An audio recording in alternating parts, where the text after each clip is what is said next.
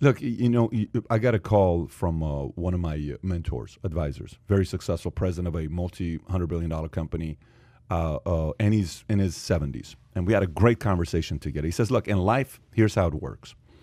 He says, you're going to have battles. There's going to be little fights that happens all the time with you and somebody, with you and family, with you and a friend, with you and all that stuff. He says, the goal is to try to get the battles to be done. Somebody wins, you move on. Everybody goes about their business, right? He says, then there's wars. When there is a war, you have to know that every country has to defend themselves, okay? I have to defend me, you have to defend you, and, there's going to be some casualties at the end of the war, no matter what. If you go to war, there's casualties. He said, then there's nuclear wars. When it's nuclear wars, it lasts a long time, and the amount of blood in your hands is going to be a lot. Last 12 months politically was a nuclear war.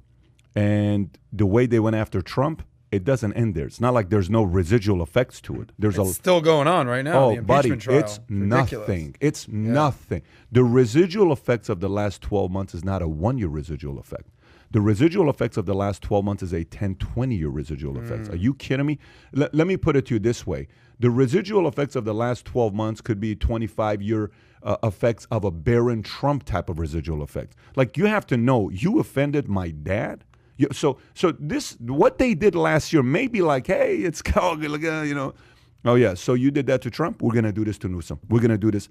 So they started a nuclear war. The seas have been sowed. And it's not, you took Trump off, watch how long it takes until the next Dem president and what are you gonna say? No, so they started a nuclear war, and now they're impeaching.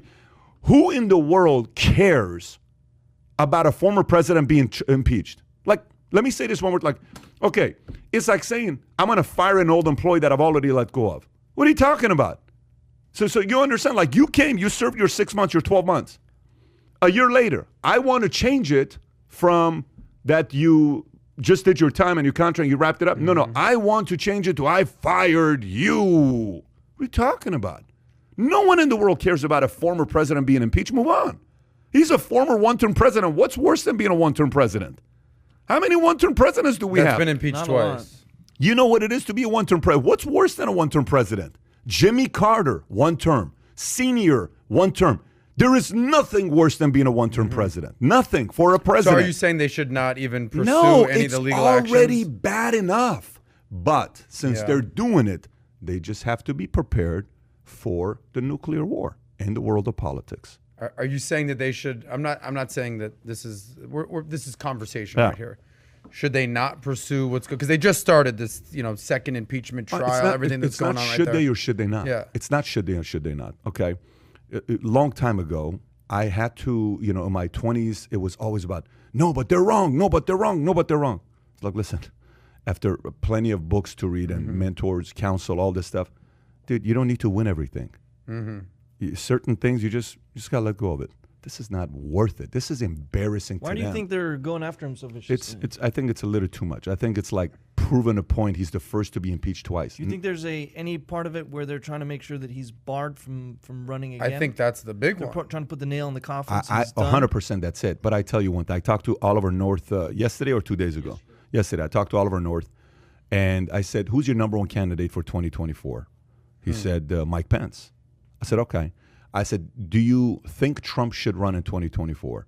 He said, no, absolutely not. He says, they're going to destroy his businesses. They're going to go after him. He says, what he needs to be focused on right now is to take care of his family, because it's going to be pretty ugly. This is Oliver North. You'll see. I'm obviously, I'm And by the way, I'm familiar with Oliver North. Yeah. Iran-Contra affair. That's what he's famous for. He talks about it openly. He's a former general. What was he exactly? Lieutenant Colonel Oliver North. Famous in the early 80s. When was the Iran-Contra? 81, 84, like that era. Reagan's second term. He was famous for a big trial on Capitol Hill. Yep. For those of you that are not familiar. 5 people got arrested. For those, 5 people were not arrested, guilty. Okay. So he was one of them. Poindexter, I think, was another one.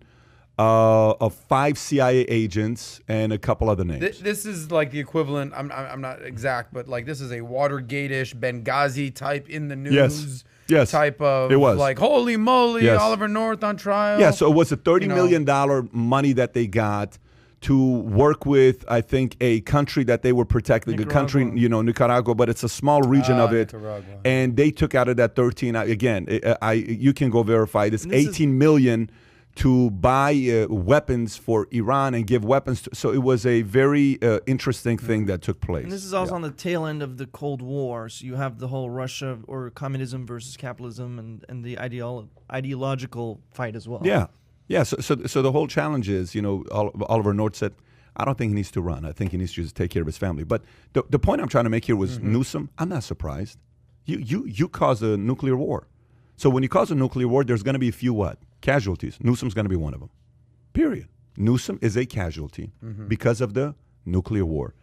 And I think they knew they were going to have casualties.